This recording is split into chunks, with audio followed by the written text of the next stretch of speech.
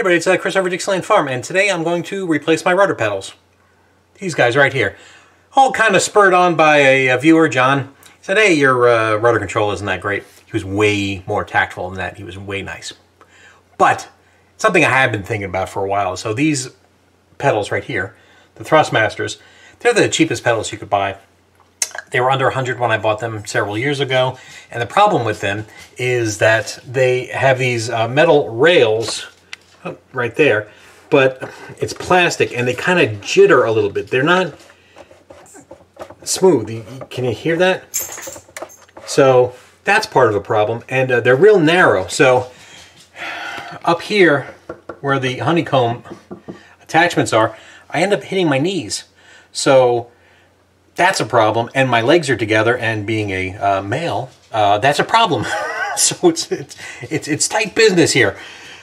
So cheap pedals, they grab. They're also analog 8-bit, so the range is from 0 to 256, opposed to the new pedals that I got, which are, I think, 12-bit, which are 0 to 4096. So 256 possibilities, opposed to 4,000 possibilities.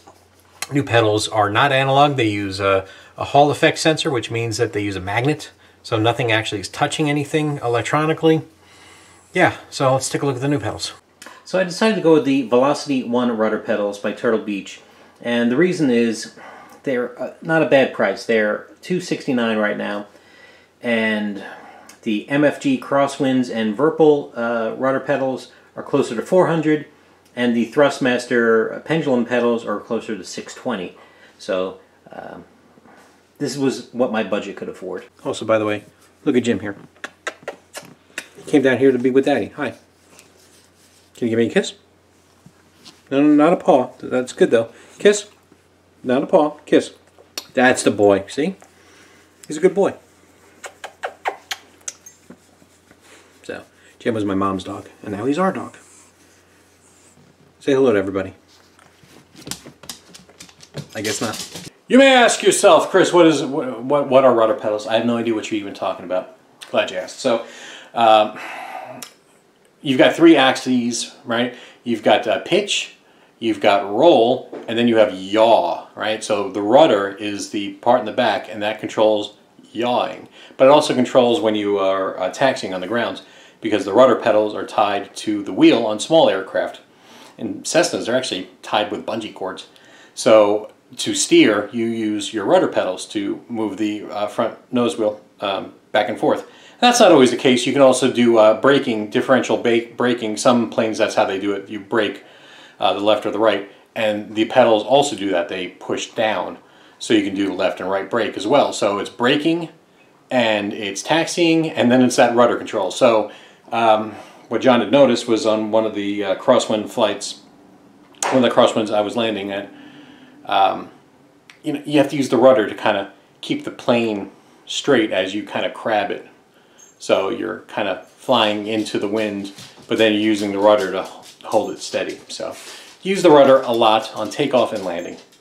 Also, when you're taking off on a small airplane, the big jet of air that's being spun around by the prop is hitting one side of the plane, so it's going to make the plane want to veer off, so use the rudder to correct that. Alright, let's box these open and show you some of the more important features. So here they are.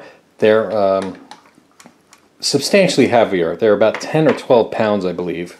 And so this foot style is sort of what bigger airliners have. But the nice thing is that it also comes with these kind of pedals. So you can swap out the types of pedals, and instead of being flat with your foot, which is not ideal for a small airplane, that's not what a small airplane would be. The pedals can sit higher, and then with that little part, and what you do is like you driving a car, you put the balls of your feet on the ground and you just use your toes to kind of go back and forth. So that should give a more subtle input instead of sliding your legs back and forth. And then with my knee replacement, you know, it's uncomfortable. The way I'm sitting, it's uncomfortable. Hopefully doing this will be better. But also, it's got these tabs where you can actually open this thing up and expand it. So it doesn't have to be as narrow as this. You can actually make it longer and wider, which is a nice feature. Now, some of the more expensive pedals can also do that, but I don't think it's as dramatic of a width extension that you can do. One of the other nice things is it comes with these springs, so you can adjust the tension of the feet. So right now I have the stiffer springs in, and I'm probably going to do that, but if you want it a little looser, it's got these looser springs, so that's cool too. Alright, so here it is, and this is the way I would now do it. Just subtle back and forth, and when it's time to brake, your feet go up here to brake, and then back down again. So one of the things I don't need is this 2x4 anymore, because the other one, it needs to be pulled away from the wall to actually work, and this thing is so big and the way it's built, I don't need that anymore. So, one 2x4, gone. So you can see one of the things I had to do with the T-rudder here was I had to put this response curve in because I couldn't get subtlety. So I'm actually moving my feet away more here in the beginning, and it's not affecting as much, and that's what that curve is doing. And then it ramps up towards the end, you know, because you don't go to the extremes normally. So I've got a little bit more fine control by essentially cheating with this curve, so that way it'd be a little bit easier to use. And yeah, as I do this, I can feel it kind of grabbing. One of the tricks for the Thrustmaster is I use this ceramic brake silicone, and that helped grease the tracks a little bit and made it smooth-er, but still, I mean, it's not great. One thing about being in this position is if I push the whole way back, I'm actually rolling backwards, so now I'm too far away. So, well, let's have to see what happens. I actually ended up having to replace the springs with the lighter springs because otherwise I roll backwards. Yeah, in the end I had to go with what typically people use. It's because of my knee. I just can't sit like that, so this is a little more comfortable. But the good thing is, you can see my knees do not hit the supports for the yoke now, so at least that's good. And for the few seconds I've flown, I've been able to maintain center line real easy when taxiing and flying. So far a success, but we'll have to give it a couple of days and see. Yeah, so because it's Linux, there was a couple of weird things. You have to set up a rule that the joystick's okay to use, and I just didn't really... The instructions were missing one key element that I needed that I wasn't expecting, so took care of that, no problem. Took a couple of seconds, a couple of tries. And then also my screen resolution was way wrong, and this happened when I originally installed with a new computer, and so it defaulted to some mode in the BIOS because I had the thing plugged in for some reason. So I just changed the mode in the BIOS, fixed it. So it took me half an hour. Normal people would never have to worry about any of this. It's just a Linux thing, which I knew what it was. I just needed to do it, so it's fine.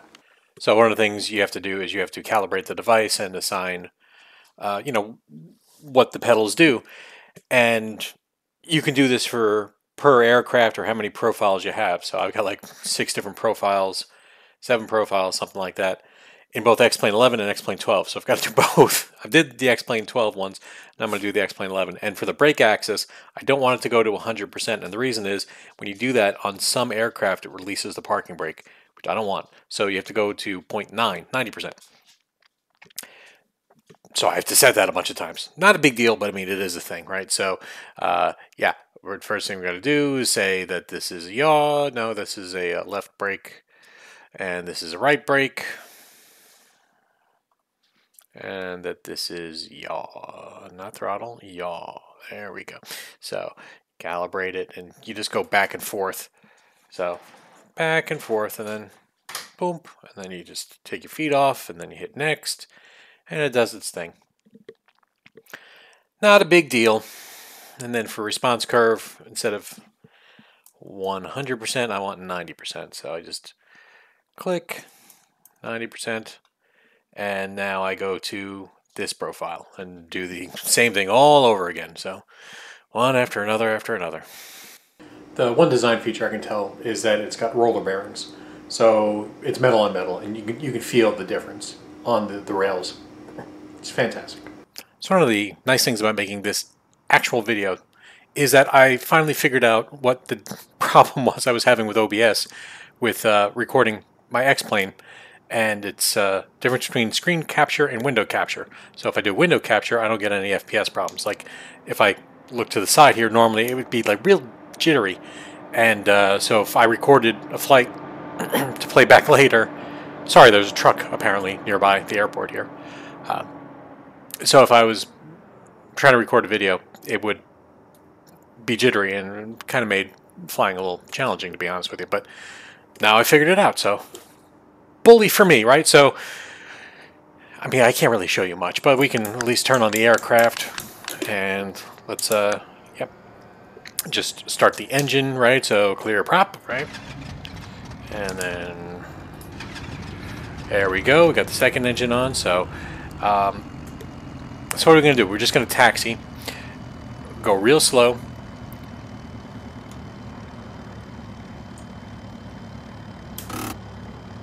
So, at least a parking brake here, and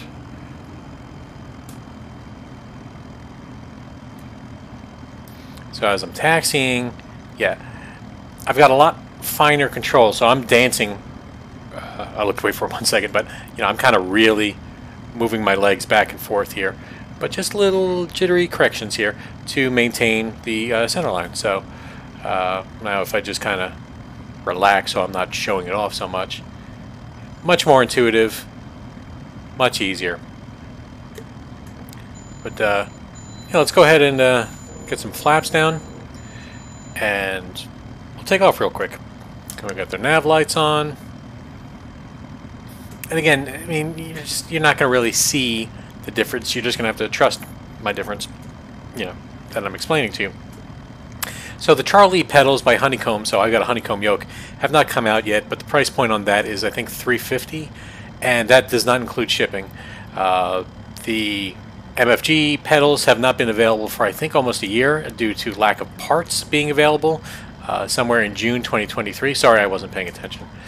That was my fault, not the plane's fault. So MFG pedals have not been available for almost a year. June 2023, the parts are supposed to become available. The Virpl pedals are, I think, a UK company, and yeah, they have an American distributorship, but it's same thing. It's roughly $400 for those pedals. So everything is at least $100 to $150 more than these, and up. So I think these are good pedals for what they are, right at the right price point of value compared to everything else. Oh yeah, we should get the avionics on. Alright, so can I maintain center line? Well, I'm obviously talking to you and not really doing a good job here, but let's go ahead and try it now. So we're going to start taking off, and I am still have to get used to, you know, the differences between what I had and what I didn't have, but yeah, I'm maintaining center line okay. And again, if I only was paying attention. There we go, there's takeoff. Gear up. But you know, yeah, I can feel just the subtle differences. So fantastic. And if you want to actually see me control the rudder, here you go.